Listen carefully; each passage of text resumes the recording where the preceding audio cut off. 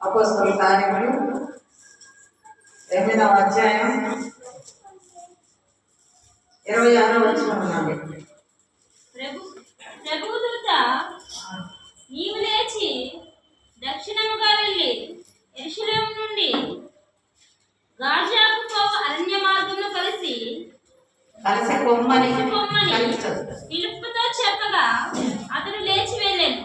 అప్పుడు ఐథియోపియా రాణి అయిన కందాకే క్రింద మంత్రి అయి ఆమె